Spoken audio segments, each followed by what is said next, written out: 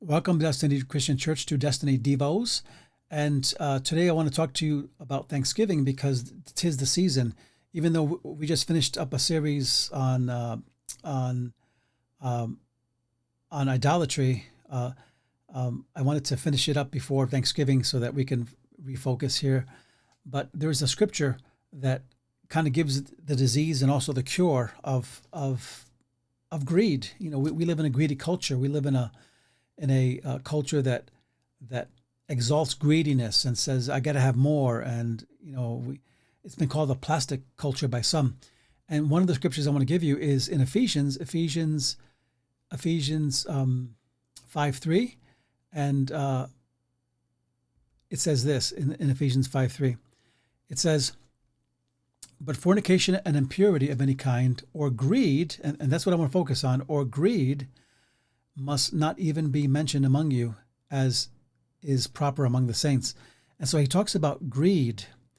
Think about that for us to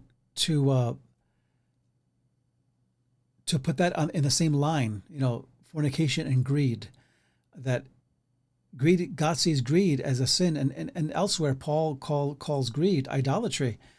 But here's the point, that the disease is greed in our culture.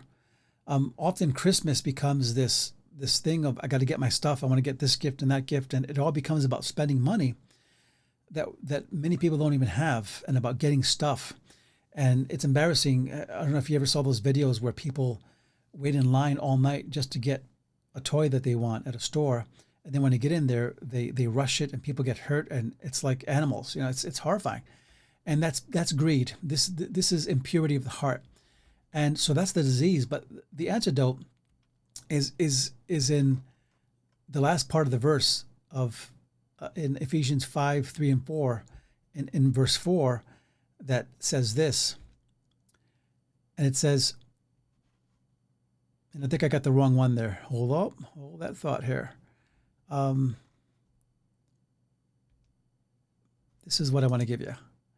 So, but instead, let there be thanksgiving. So in the same verse, you have the disease and the cure. So the disease is greed, right? That is a root of many other sins, because it's based on desire.